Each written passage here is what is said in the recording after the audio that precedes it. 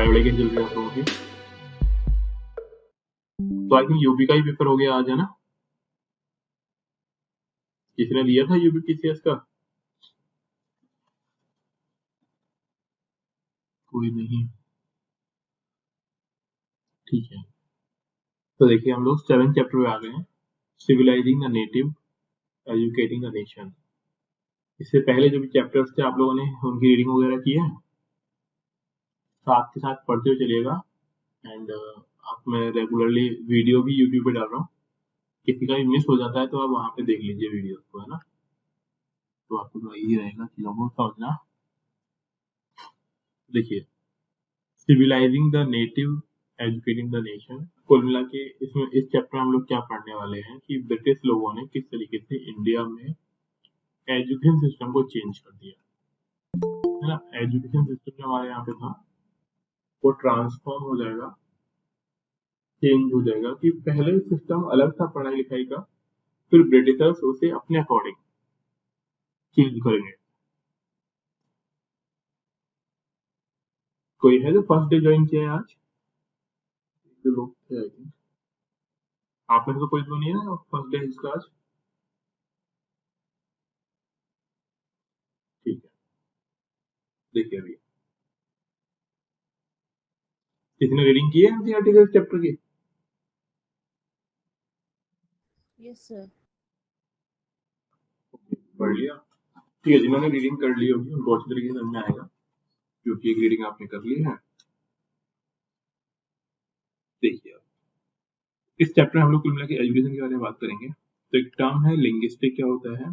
तो someone who knows, यहाँ पे देखिए साइड में, someone who knows and studied several languages, कोई तो कई सारी लैंग्वेज के बारे में पढ़ता है, उससे हम लोग क्या बोलते हैं? लिंग्विस्टिक बोलते हैं।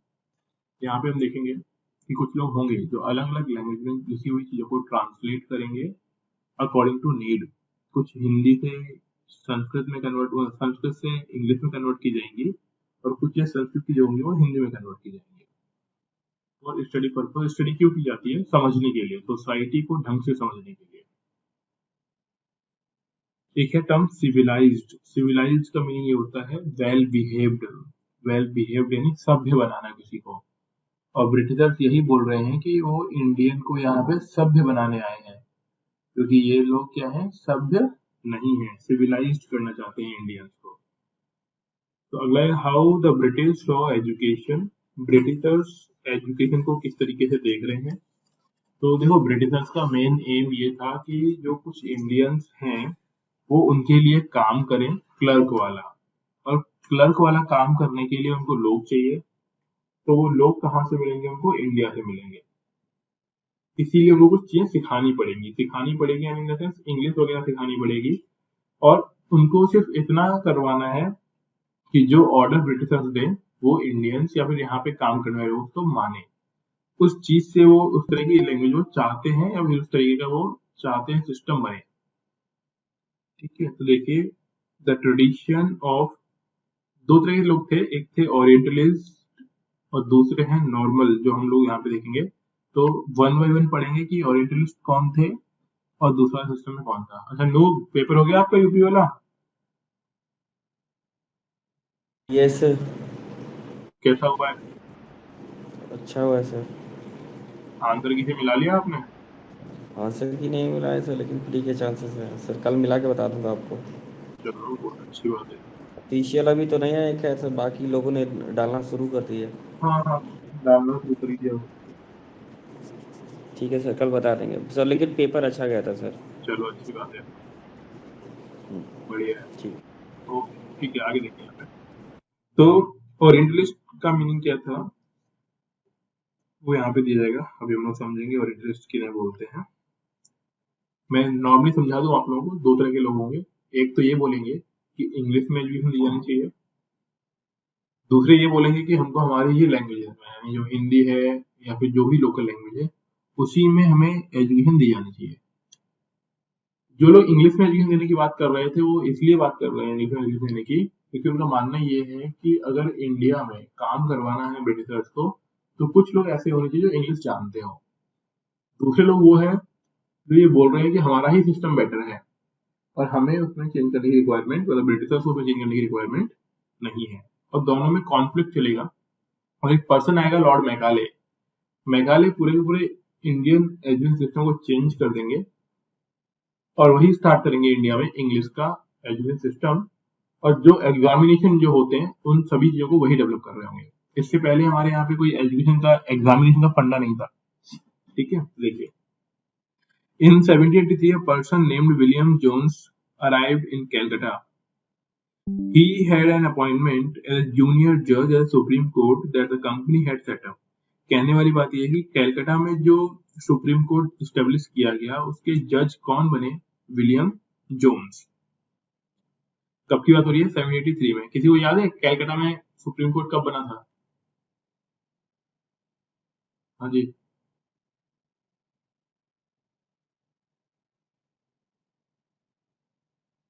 कोई आइडिया नहीं है? मार्क करवाया था मैंने।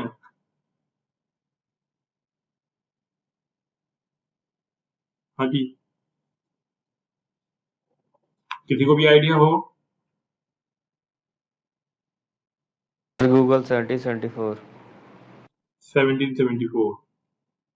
और ये जो जज अपॉइंट किए जा रहे हैं कब किए जा रहे हैं? 1783 में। ठीक है, अब जब ये विलियम जोन्स जब इंडिया आएंगे ना तो देखिए होगा क्या। कब सुप्रीम कोर्ट स्टार्ट किया गया था उसमें जज बनेंगे। In addition to being an expert in law, Jones was a linguistic. यानी कहने वाली बात ये कि वो लॉ में तो एक्सपर्ट थे ही, उसके अलावा लिंग्विस्टिक भी है। लिंग्विस्टिक का मतलब ये होता है जो कई सारी लैंग्वेजेस को जानता है। He had studied Greek, Latin at Oxford. उसने ग्रीक पढ़ी हुई थी, लैटिन पढ़ी हुई थी। New French and English, had picked up Arabic. Arabic भी जानते हैं, मतलब फ्रेंच से सीखी थी उन्होंने Arabic. And had also learn Persian. इतनी सारी लैंग्वेजेस जानते हैं। ठीक है, at Calcutta he began spending many hours a day with pundits who taught him the subtitle of Sanskrit languages. यानी इन्होंने कैलकाटा में संस्कृत भी सीख ली लोगों से, जो हमारे यहाँ पे वो करते थे ना पंडित वगैरह। Grammar and poetry. Soon he was studying ancient Indian texts on law, philosophy, religion, politics, morality, arithmetic, medicine and the other sciences. इसका कोई लॉजिक नहीं है, मतलब पढ़ने की रिक्वायरमेंट नहीं है। बस ये समझो कि एक पर्सन है विलियम जोन्स जो काफी ज्यादा इंटरेस्टेड है चीजों को पढ़ने में और समझने के लिए। ठीक है, ये उसी की एक तरीके से स्टेच्यू आप उसे बोल सकते हो। हैन, ये तो खैर डिफरेंट है, हेनरी थॉमस क्रूगबर्ग। एक उसकी भी फोटो होगी, मैं दिखाता हूँ। हाँ, ये देखो। ठीक है, ये विलियम जोन्स की फोटो है, दिख रही है आपको? मालूम पड़ रहा होगा ना विलियम जोन्स कौन सा है, ये वाला। और ये हमारे यहाँ के लोग हैं जो इनको सिखा रहे हैं अपने चीजों के बारे में। ठीक है, तो ये विलियम जोन्स। आगे देखिए, Jones discovered that his interests were shared by the many British officials living in Calcutta at the time. मतलब अल्टीमेटली जोन्स ने जो सीखा वो अपने लोगों को, दोस्तों को बताया। Englishmen like Henry Thomas, Colebrook and Nathaniel Halhed were also busy discovering the ancient Indian heritage. अब ये लोग कुछ जुड़ गए, इन लोगों ने वो सब चीजें पता लगाना स्टार्ट किया जो इंडिया का हेरिटेज है। हेरिटेज यानी पुरानी बातें, इसका कुछ महत्व होता है। Mastering Indian languages and translating Sanskrit and Persian work into English. और इन्होंने क्या किया, संस्कृत और पर्शियन वर्क, संस्कृत हमारा हो गया, पर्शियन मुस्लिम्स का हो गया, इन दोनों ही चीजों को इन्होंने इंग्लिश में ट्रांसलेट करना स्टार्ट कर दिया। Together with them, Jones set up the Asiatic Society of Bengal and started a journal called Asiatic Researches. इन्होंने एक तरीके का पेपर निकाला, इसे बोलते हैं पेपर निकालना, जिसे क्या बोला जा रहा है? एशियाटिक रिसर्चेस, यानी एशिया की चीजों के ऊपर रिसर्च करना। Jones and Colebrook came to present a particular attitude toward India. They shared a deep respect for ancient culture both of India and the West. यानी अल्टीमेटली जो भी इंडियन लिटरेचर है उसके लिए उनके मन में रेस्पेक्ट है, मतलब उसके बारे में जानना भी चाहते हैं और रेस्पेक्ट भी है। ये दोनों बातों को ध्यान रखिएगा।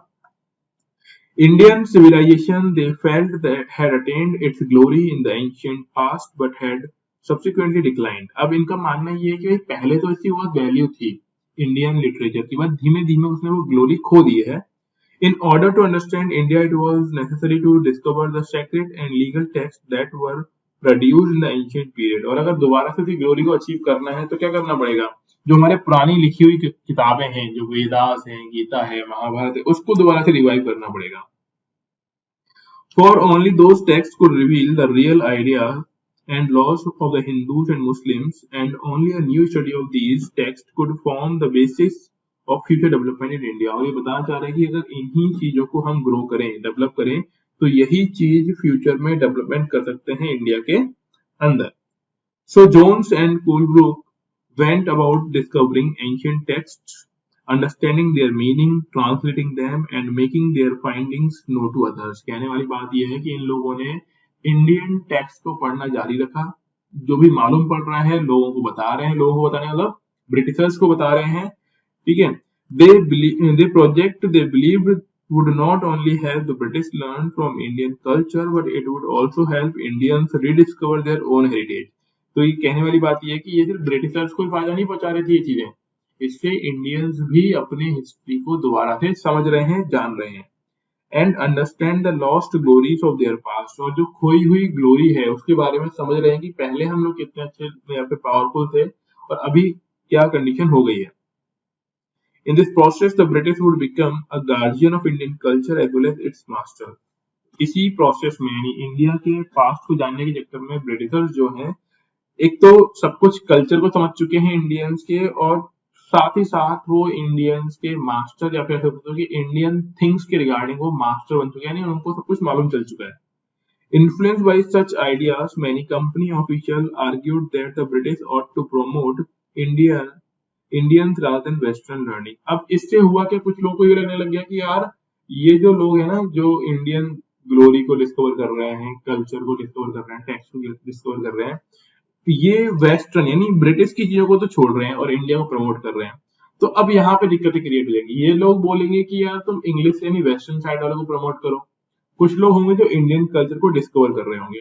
तो यहाँ से ही दो चीजें निकल के आएंगी, जो हम लोगों ने ओरिएंटलिस्ट की बात की वो यहीं से आएगा। तो देखिए, they felt that institutions should be set up to encourage the study of ancient texts, Indian text, and teach Sanskrit and Persian literature and poetry। तो ये बताना चाह रहे हैं कि कुछ लोगों का मानना ये था कि इंडिया की चीजें संस्कृत में पढ़ाई जाए, पर्शिया में पढ़ाई जाए, और इंडियन थिंग्स को इंडिया में ही एक्सप्लेन किया जाए ना, इंडियन के थ्रू ही, और उसी लैंग्वेज में, जैसे हिंदी, संस्कृत और पर्शिया के अंदर। बट कुछ लोग क्या मानते हैं वो देखिएगा आप। The officials also thought that Hindu and Muslims ought to be taught what they were already familiar with and what they valued and treasured, not subjects that were alien to them। और कुछ लोगों का ये मानना था कि भाई Indians को वही चीज पढ़ाई जाए जिससे वो पहले से फेमिलियर है, ऐसी नहीं चीज पढ़ानी चाहिए बिल्कुल से नई हो या फिर जो बाहर से आई हुई है। एलियन का मतलब क्या होता है, जो बाहर से लाई गई चीज है, उसे एलियन बोलते हैं। Only then they believed could the British hope to win a place in the heart of the natives. Only then could the alien rulers accept to be respected by their subjects। अब यहाँ पे बोलना चाह रहे हैं कि अगर Britishers ऐसा करते हैं, या फिर ये जो बाहर के लोग यानी जो इंग्लिश लोग हैं वो ऐसा करते हैं इंडियंस के साथ, कैसा करते हैं कि उनको उन्हीं की लैंग्वेज में पढ़ाया जाए, तभी जाके ये ब्रिटिशर्स उनको जीत मतलब इंडियंस के दिलों में अपनी जगह बना पाएंगे, अदरवाइज तो जगह बनेगी नहीं। जैसे कि मैंने आपको बताया भी होगा कि वो दिखने में डिफरेंट है, वो चाहे कितना भी हमसे घुलना मिलना चाहे तब भी वो हम जैसे या फिर हमारे जैसे अपने आप को रिप्रेजेंट नहीं कर पाएंगे, ठीक है। With this object in view, a madrasa was set up in Calcutta in 1781 to promote the study of Arabic। ये याद रखिएगा कि ब्रिटिशर्स के थ्रू कैलकाटा में मदरसा कब स्टेब्लिश किया गया, 1781 में, ठीक है। क्या पढ़ाया जाएगा, तो अरेबिक लैंग्वेज ही पढ़ाई जाएंगी, है ना, पर्शियन लैंग्वेज, अरेबिक वगैरह वो सब कुछ, Arabic, Persian and Islamic law, ठीक है। तो एक तो ये हो गया, ये इंपॉर्टेंट है, मार्क कर लीजिएगा आप लोग कि पहला मदरसा कैलकाटा में कब स्टेब्लिश किया गया, 1781 में। अब क्योंकि मुस्लिम्स के लिए किया गया है तो हिंदूज के लिए भी कुछ किया जाएगा, तो हिंदूज के लिए क्या किया गया है, तो देखिए the Hindu College was established in Banaras in 1791। तो देखो 81 में मदरसा, 91 में हिंदू कॉलेज, कहाँ पे, बनारस में। To encourage the study of ancient Sanskrit text that would be useful for the administration of the country, ठीक है। और ये किसको प्रमोट कर रहे हैं, ये एनकरेज किसको कर रहे हैं हिंदू कॉलेज में, संस्कृत को, ठीक है, जिससे क्या हो रहा है, ये यूजफुल रहेगा एडमिनिस्ट्रेशन के लिए भी, और इंडियन कल्चर भी इसमें क्या होगा, ग्रो होगा या फिर डेवलप होगा। ठीक है, अब यहाँ पे देखिए मदरसा। मदरसा क्या होता है, तो बेसिकली स्कूल एक तरीके का, N Arabic word for a place of learning any type of school और कॉलेज, यानी जिसमें भी अरेबिक पढ़ाई जाती है उसे हम मदरसा बोल रहे होंगे। समझ में आ रहा है यहाँ तक? हाँ सर। Yes, sir. मेरी वॉइस प्रॉपर पहुंच रही है आप लोगों तक? हाँ सर। Yes, sir. ओके, आगे देखिए।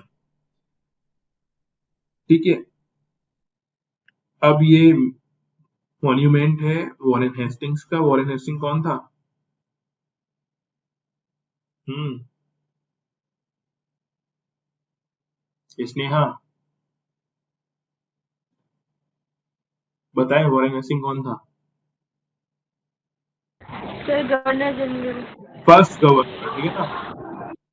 ओके, तो देखिए, this image represent how orientalist thought of British power in India. You will notice that the majestic figure of Hastings, an enthusiastic supporter of the Orientalist, in place between the standing figure of a Pandit on one side and a seated Munshi on the other side. यानी कहने वाली बात ये है, Hastings को ये बोल रहे हैं कि एक ओरिएंटलिस्ट है।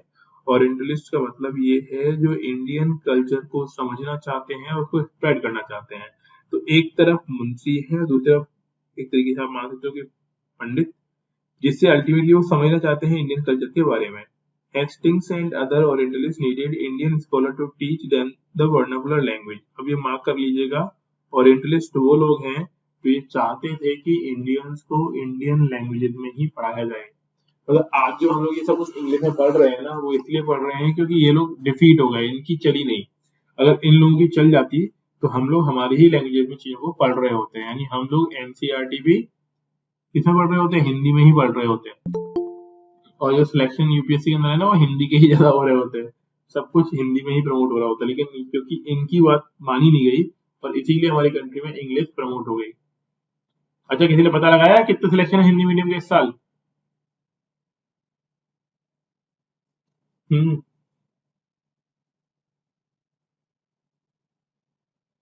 No idea. आगे देखिए, तो tell them about local customs and laws and help them translate and interpret ancient texts. Hastings took the initiative to set up the Calcutta Madrasa and believed that the ancient customs of the country and Oriental learning ought to be basis of British rule in India. कुल मिला के ये है कि India में जो education system develop होगा उसी की वजह से हम बहुत लंबे टाइम तक क्या रहे, डोमिनियन रहे या फिर रूल किया गया ब्रिटिश के थ्रू हमारे ऊपर, है ना। ये कई सारी चीजों पे डिपेंड करता है, उनमें से एक चीज ये भी होगी। ठीक है, तो यहाँ पे लिखा हुआ है ओरिएंटलिस्ट, साइड में देखिए कीवर्ड्स में देखिए, orientalist those who with a scholarly knowledge of the language and culture of Asia, तो उसे बोलते हैं ओरिएंटलिस्ट। या फिर ऐसा मान लीजिए ओरिएंटलिस्ट वो लोग हैं जो इंडियन लोकल लैंग्वेजेस को सपोर्ट करते थे। Munshi, a person who can read write and teach Persian, उसे मुंशी बोलते हैं। अगला है वर्नाकुलर, मतलब लोकल लैंग्वेज, ठीक है। और लोकल लैंग्वेज जो आम बोलचाल की भाषा होती है तो वर्नाकुलर लैंग्वेज बोलते हैं। A term generally used to refer a local language or dialect or distinct from what is seen as the standard language in colonial countries like British, India. The British used the term to mark the difference between the local languages and everyday use, and English the language of the imperial masters. ध्यान रखना, English language थी वो imperial masters, rich लोगों की language मानी जाती है। यहाँ तक कोई दिक्कत समझ में आ रहा है कुछ?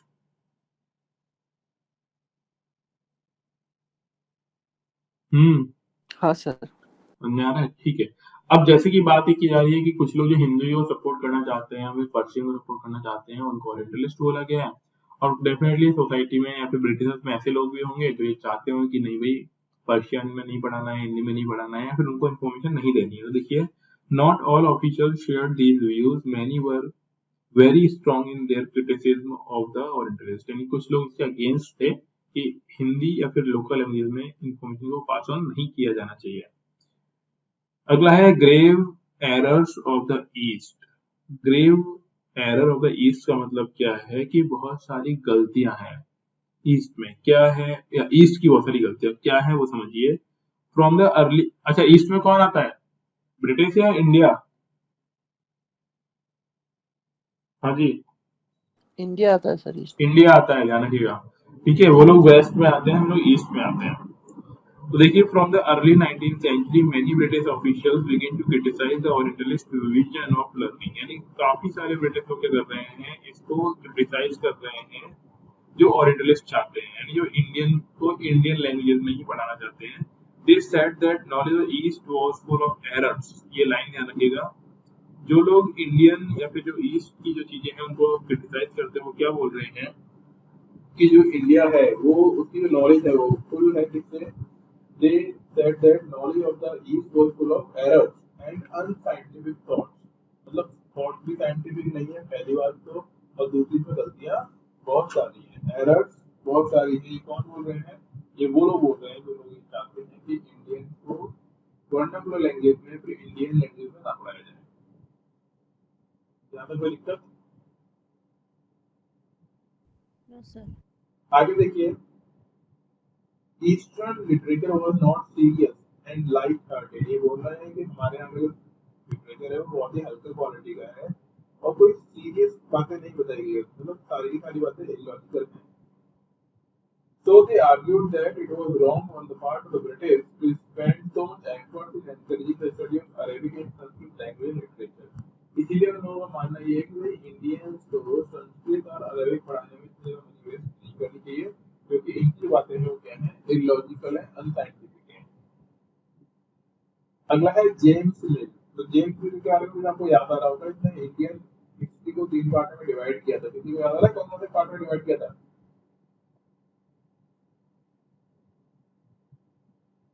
हाँ जी, इंडियन British Mughal. हाँ, तो ठीक है, इंडियन मतलब हिंदू, मुस्लिम एंड ब्रिटिश में जो आपको डिटेल मिला था वो वाला है ना। पर इंडियन स्कॉलर्स ने दिया था वो था, वो कौन सा है, एंशिएंट, मिडिवल एंड मॉडर्न, ये नाम ध्यान रखिएगा। तो James mill was one of the those who attacked the orientalist, ये भी चाहते थे कि ओरिएंटलिस्ट की बातें ना मानी जाए। The British effort to declare should not be to teach what the native wanted, इन्होंने बोला कि हिंदू जो हमारे जो इंडियंस हैं को उस लेवल में नहीं पढ़ाना चाहिए जितना वो चाहते हैं, और व्हाट दे रेस्पेक्टेड और जिसको वो इज्जत करते हैं वो कुछ नहीं पढ़ाना, in order to please them and win a place in their heart. इस दिल, उनका दिल जीतने के लिए हमें उनके लिए पढ़ाने की जरूरत नहीं है। The aim of education not to be teach what was useful and practical, ये बोल रहे हैं कि क्या पढ़ाया जाना चाहिए जो यूजफुल हो और प्रैक्टिकली काम में आता हो कहीं ना कहीं। So Indians should be made familiar with the scientific and technical advances that the West had made, rather than with the poetry and sacred literature of the Orient. कहने वाली बात ये है कि लोग मानते हैं कि ऐसा पढ़ाया जाना चाहिए जो इंडियन के अच्छे काम में आए, ना कि वो सब कुछ जो अनसाइंटिफिक है। ये साइंटिफिक स्टडीज की बात करना चाहते हैं। ठीक है, यहाँ पे कोई दिक्कत? No, sir. इसके आगे देखिए, by the 1830 the attack on the Orientalist became sharper, मतलब धीरे धीरे अब क्या हुआ कि जो लोग जो ऑयल क्रिटिसाइज करने लगे, इसलिए क्रिटिसाइज कर रहे हैं कि नेटिव लैंग्वेज या लोकल लैंग्वेज में ना पढ़ाया जाए। One of the most outspoken and influential of such critics of the time was Thomas Babington Macaulay। ये नाम याद रखिएगा, यही वो इंसान है जिस पे आपको आज देश पढ़नी पड़ रही है। Thomas Jefferson Macaulay, Macaulay. He saw India as an uncivilized country that needed to be civilized. इसका मानना ये था कि इंडिया क्या है, अनसिविलाइज्ड है, असभ्य लोग रहते हैं यहाँ पे और इनको सभ्य करने की जरूरत है। So no branch of Eastern knowledge according to him could be compared to what England had produced। इनका मानना ये था कि इंडिया कितना ही अच्छे लिटरेचर क्यों ना हो, वो ब्रिटिशर्स के या फिर वेस्ट की लिटरेचर के सामने कुछ भी नहीं। बड़ी बातें मैंने लिखी हुई है, इंडिया के अंदर नहीं होती। Who could lie declared Macaulay that, ये मैकाले जी बैठे हुए हैं, फोटो वोटो देखो आप, फोटो मैकाले जी जी Yes, sir. अब इसमें एक लाइन ध्यान रखनी है जो काफी फेमस है, a single cell from a good European library was brought to the whole native literature of the India and Arabia। इनका मानना ये था कि भाई ब्रिटिशर्स की किसी भी जगह की अच्छी लाइब्रेरी का एक रो या फिर मान लीजिए आप एक सेल, एक अलमारी में जो रखी हुई चीजें हैं, ठीक है, एक अलमारी में जितनी बुक रखी हुई है वो ज्यादा इम्पोर्टेंट है as compare to Indian whole literature. यानी हमारी रामायण महाभारत गीता जो भी कुरान है वेदांत है वो सब कुछ बेस्ड है इसके कंपेरिजन में ब्रिटिशर्स के एक सेल पर रखी हुई बुकों के कंपेरिजन। तो मैकाले बोलते हैं he argued that the British government in India stopped wasting public money in promoting Oriental learning for it was of no practical use। तो इन लोगों ने बोला कि भैया इंडियंस को जो इंडियन लोग हैं उनको इंडियन लैंग्वेज में एजुकेशन दो, अगर उनको एजुकेशन दिया इंडियन लैंग्वेज में तो ये सब कुछ बर्बाद हो जाएगा। ठीक है, तो ये क्या चाहते हैं कि इंग्लिश में उनको नॉलेज दी जाए। ठीक है, अगला है with great energy and passion Macaulay emphasise the need to teach the English language. तो मैकाले ने वही ढूंढना स्टार्ट किया इंग्लिश की पढ़नी चाहिए। He felt that knowledge of English would allow Indians to read some of the finest literature the world had produced।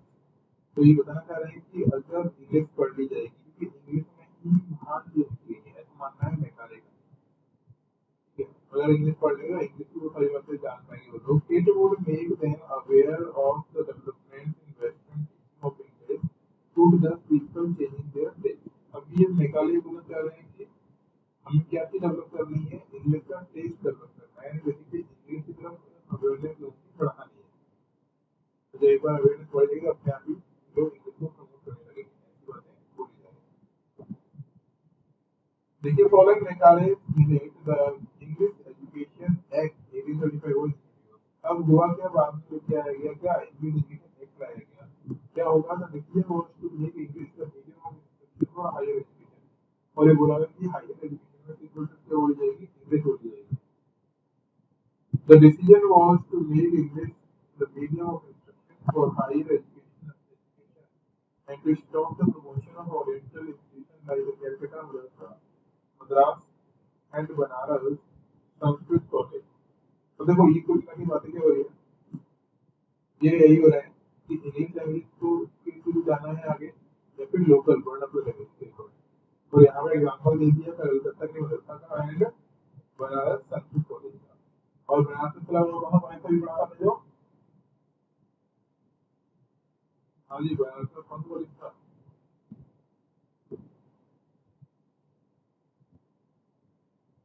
Hindu college, sir. Hindu college. Very good, ठीक है, बोला करो भाई बोला करो, जिसको भी आंसर आता है बोले, बोलेंगे तो आपको पॉजिटिव फील होगा।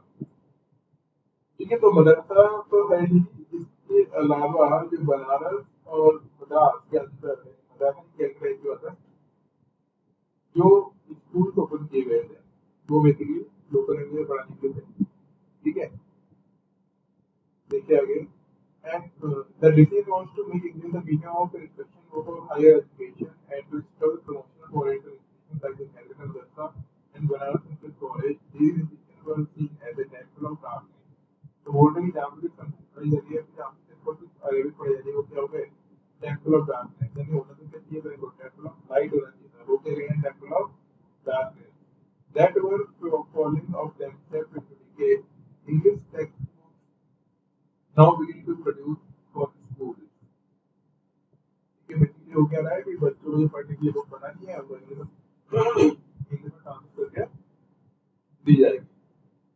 थोड़ा सा बोरिंग है, थोड़ा सुनते चलेगा, काम भी थोड़ी सी है इसमें, बाकी सब स्पेन में इस तरीके से ब्रिटिशर्स ने इंडिया में सिस्टम ऑफ एजुकेशन चेंज किया है उसके रिगार्डिंग। अगला है education, education for commerce. Commerce का मतलब क्या होता है, बिजनेस रिलेटेड एजुकेशन जो की जाती है ना, बीकॉम जैसा, वो किस तरीके से होता है। इन 1984 the court of directors the company in London sent an education dispatch to the governor general in India issued by Charles Wood. देखो 1854 में जो वुड डिस्पैच आया ना, इसी को ये चार्ल्स वुड लेके आया था, तो इसी के नाम पे क्या बोलते हैं हम लोग, वुड डिस्पैच बोलते हैं। क्या बोलते हैं इसको, वुड डिस्पैच। मैंने हाईलाइट कर दिया। Issued by Charles Wood, the president of the board of control of the company, it has come to be known as Wood Dispatch। इसका मतलब मतलब बेसिकली क्या थी एजुकेशन पॉलिसी की रिसर्च इंडिया की इंडियन लोग क्या है इसमें देखिए outlining the educational policy that was to be followed in India. It emphasized once again the practical benefit of the system of European learning as opposed to oriental knowledge. यानी basically ये हुआ कि सभी लोगों के लिए रूल बनकर आया और रूल के थ्रू ये होगा कि किस तरीके से एजुकेशन पे फोकस किया जाए और किस तरीके से प्रैक्टिकल नॉलेज प्रोवाइड की जाए, ठीक है, क्योंकि नॉलेज सबसे इम्पोर्टेंट होती है। आगे देखिए one of the practical uses the dispatch pointed to was economic. European learning instead would enable Indians to recognize the advantage that flow from the expansion of trade and commerce. अब ये पूरी पूरी कहानी पढ़नी है, जुमला की बताना चाह रहा है कि अगर बेहतर तरीके से नॉलेज मिली जाए इंग्लिश की या फिर वो लैंग्वेज मोस्टली बोली जाती है, ठीक है, तो उससे क्या हुआ ट्रेड करना आसान हो जाएगा। जैसे आप जानते भी हैं कि ट्रेड करना है तो आपको उस लैंग्वेज को आगे चाहिए। मेरी बात है ना?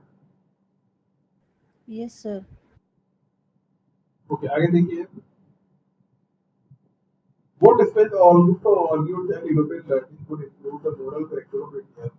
वो dispatch में ये भी लिखा हुआ था कि भाई ब्रिटिशर्स की जो एजुकेशन है वो दी जाएगी इंडियंस को, तो इससे ना कैरेक्टर क्या होगा, अच्छा हो जाएगा।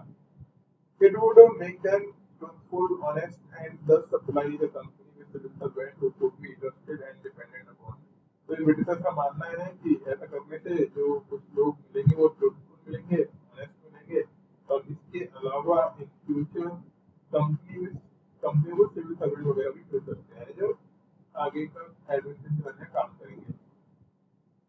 The literature of the West in the East was not only full of grave errors, it could also not instill in people a sense of a duty and a commitment to work, nor could it develop the skill required for administration. अब देखो यहाँ पे लोग कह रहे हैं, कुल मिला के मानने वाली बात ये है कि जो इंडियन लोग हैं, फिर जो इंडियंस हैं, उनके लिए ब्रिटिशर्स ये मान सकते हैं कि ये लोग काम के लिए सीरियस नहीं है, या फिर ऐसा बोल सकते हैं कि वो प्रॉपर्ली फुलफिल नहीं कर सकते रिक्वायरमेंट को टाइम। ऐसा कौन मान रहा है? ब्रिटिशर्स मान रहे हैं। और दूसरी बात देखो हुआ क्या था कि बहादुर शाह जफर ने रिवोल्ट में पार्टिसिपेट करके एक तरीके से इनका भरोसा था दिया था कि भाई मुस्लिम लोग भी क्या कर रहे हैं, ट्रस्टवर्दी नहीं है, तभी भी ट्रेड ब्रेक हो सकता है, उसका मीनिंग ये निकलता है, ठीक है, समझ आ रहा है तक? अरे हाँ और ना। Yes sir. Yes, sir. अब आगे देखिए ये यूपीएससी का भी टॉपिक है और बाकी जगह पीसीसी वगैरह जो कहता है गुड डिस्पैच के बारे में, ठीक है। Following the 1854 dispatch, several measures were introduced by the British Education Department of government were set up to extend control over all matters regarding education. तो कोई पूछता है कि भैया एजुकेशन डिपार्टमेंट कौन कब बनाया गया, तो ध्यान रखना 1854 में गुड डिस्पैच है तब जाके क्या बनाया गया था, educational department. Steps were taken to establish a system of university education, ठीक है, इस तरीके से यूनिवर्सिटी एजुकेशन सिस्टम डेवलप किया गया। In 1857, by the Sepoy rose in revolt, Meerut and Delhi, universities were being established in Calcutta, Madras, and Bombay. Attempts were also made to bring about change within the system of school education. अभी बताएंगे जाने की देखो जब हुआ ये कि जो लोग भी या फिर ऐसा मान लीजिए कि जो नेटिव लैंग्वेज यूज करना चाहते हैं तो उनका डिस्ट्रिक्ट में उनको फोर्स किया जा रहा है कि वो नेटिव लैंग्वेज यूज ना करें, क्या यूज कर रहे हैं, इंग्लिश, ठीक है। तो इसके रिगार्डिंग ही एजुकेशन डिपार्टमेंट बनाया जाएगा, गवर्नमेंट उस पर कंट्रोल करेगी और उस एजुकेशन डिपार्टमेंट का काम इतना होगा कि लोगों में इंग्लिश ऐसे मान लो कि अंग्रेजी के साथ इन्फॉर्मेशन को पहुंचाना और फिर बाद में उनसे काम लेना, क्योंकि ब्रिटिश का मेन मोटिव क्या था, कम सैलरी में काम देने के लिए इनको इंग्लिश दी जाएगी। ये कुछ फोटोज हैं, ठीक है, कॉलेज को मान सकते हो आप इनको। अगला है डिमांड फॉर मोरल एजुकेशन, ये लिखने वाले विलियम कैरी हैं, ठीक है, स्कॉटिश रिसर्चर्स में से ये बेसिकली बताना ये चाहते हैं कि मोरल एजुकेशन कहते हैं। मोरल नैतिकता क्या होती है? नैतिकता बेसिकली यही है कि अपने काम में आप सही हो और दूसरे की हेल्प करो, तो इसी को हम लोग क्या बोलते हैं, मोरलिटी यानी नैतिकता बोलते हैं। ये कुछ फोटो दी हुई है again, Serampore college at the bank of river Hooghly near Calcutta, ये पूछ सकते हैं भाई सीरापुर कॉलेज कहाँ पर है, अब होता है ना कैलकाटा में यूपी के पास। अगर what happened to local school, देखो लोकल स्कूल में समझाया था तो काम की चीज क्या है, मीटिंग की तरह है। जैसा वो फोटो पे दिख रही है, हमारे यहाँ पे क्या हुआ करता था, गुरुकुल होता था, गुरुकुल में एक टीचर है, एक और शिष्य होंगे, वो उनको पढ़ाया करता था। और एजुकेशन का टेस्ट लेने के लिए पेपर नहीं है वहाँ पे, फिर वहाँ पे अंडरस्टैंडिंग को फोकस किया जा रहा है।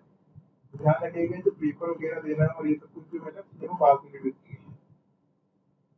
तो कुछ चीज देखिए यहाँ पे, the report of William Adam in the 1830s, William Adam, a Scottish missionary to the district of Bengal and Bihar, मतलब विलियम एडम ने क्या किया, बंगाल और बिहार आए। He had been asked by the company to report on the progress of education in vernacular schools. The report Adam produced is interesting. कहने वाली बात ये, जो रिपोर्ट आई वर्नाकुलर लैंग्वेज की रिगार्डिंग को, काफी चीजें यहाँ पे इंटरेस्टिंग थी। देखिए, Adam found that there were over 1 lakh पाठशालास in Bengal and Bihar. These were small institutions with no more than 20 students each. पाठशाला मतलब 20 लोगों के आसपास के बच्चे। But the total number of children being taught in these पाठशालास was considerable, over 20 lakh. लेकिन अगर हम पूरी इंडिया की बात करें तो ऐसी ही पाठशालाओं में पढ़ने वाले बच्चों की गिनती कितनी है, 20 लाख है। यानी बेसिकली बताना क्या चाहते हैं कि इंग्लिश की इम्पोर्टेंस तो है। These institutions were set up by wealthy people or the local community at times. They were started by a teacher or group. Basically बताना क्या चाहते हैं, पहले के टाइम में जो सेटअप था वो एक तरीके से गुरु का था, और गुरु के यहाँ पे तो बैठते बच्चे वो सीखा करते थे। जो नॉलेज थी वो अनुभव पे आधारित थी, ठीक है ना, मतलब उसको सीखिए समझिए, उसके लिए कोई टेस्ट पेपर पास करने की रिक्वायरमेंट नहीं, ये चीज ध्यान रखिएगा। The system of education was flexible. Few things that you associate with school today were present in the पाठशाला at the time. There were no fixed fee. तो देखो, एक तो जो गुरु होगा वो फिक्स फी नहीं लेगा, नो प्रिंटेड बुक्स, कोई बुक नहीं देगा, नो सेपरेट स्कूल बिल्डिंग, कोई सेपरेट स्कूल बिल्डिंग नहीं होगी, ठीक है। Classes, no roll number can registered, no annual examination and no regular time table, मतलब ये सारी चीजें आपको देखने को नहीं मिलेगी।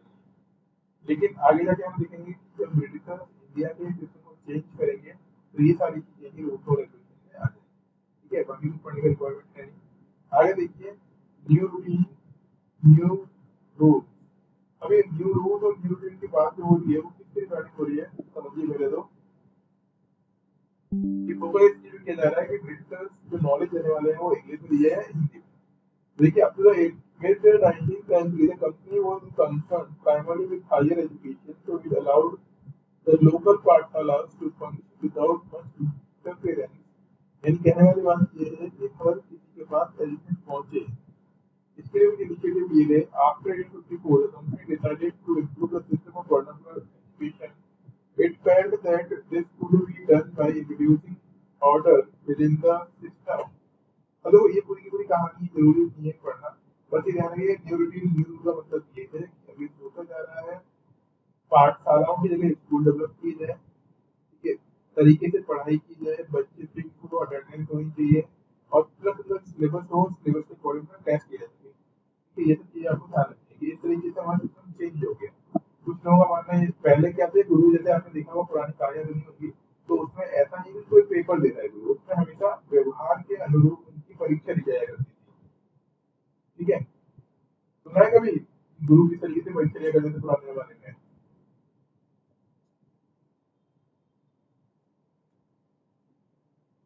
हाँ जी, वॉइस आ रही है मेरी? Yes, sir. तो अब देखो, वो जो एजुकेशन थी ना, वो कैसी एजुकेशन थी जहाँ पे एजुकेशन में टेस्ट वगैरह नहीं है, सिर्फ अनुभव की परीक्षा ली जाएगी और उसके आधार पर उनको अगली क्लास में भेजा जाएगा। ब्रिटिशर्स को लगा ये कैसे संभव है, ये कैसे हो पाएगा, तो इसके लिए अब क्या किया जा रहा है, एक सेटअप किया जाएगा, स्कूल बनाए जाएंगे, फिक्स सिलेबस बनाया जाएगा, टेस्ट लिए जाएंगे और फिर उनके अकॉर्डिंग को प्रमोट किया जाएगा अगली क्लास में, ठीक है। तो देखिए यहाँ पे the agenda for a national education, की कंट्री के अंदर किस तरीके से एजुकेशन प्रोवाइड करनी है। British officials were not the only people thinking about the education in India. From the early 19th century, many thinkers from different parts of India began to talk of the need for a wider spread of education. यानी सिर्फ Britishers ही नहीं, कुछ और लोग भी थे जो सोचते थे कि इंडिया में किस तरीके से एजुकेशन सिस्टम होना चाहिए, ठीक है। Impressed with the development in Europe, some Indians felt that Western education would help modernize Indian. कुछ लोगों का ये मानना था कि वेस्टर्न एजुकेशन से इंडियन क्या हो जाएंगे, मॉडर्नाइज हो जाएंगे। They argued the British to open more schools. वो ये बोल रहे हैं कि ब्रिटिशर्स को ज़्यादा स्कूल खोलने चाहिए, college and universities, and spend more money on education, ठीक है। एजुकेशन पे ज़्यादा से ज़्यादा रुपए खर्च करें, लेकिन ब्रिटिशर्स ज़्यादा करेंगे नहीं। ब्रिटिशर्स सिर्फ उतना ही मनी खर्च करेंगे जितने से उनका काम चल जाएगा, यानी बेसिकली वो कुछ ही लोगों के लिए उसमें काम कर रहे होंगे। There were other Indians, however, who reacted against Western education. Mahatma Gandhi, Rabindranath Tagore were two such individuals. ये महात्मा गांधी और रविन्द्रनाथ टैगोर वो लोग हैं जो बोल रहे हैं कि भैया हम हमारा चला लेंगे, एजुकेशन सिस्टम हमें होनी चाहिए।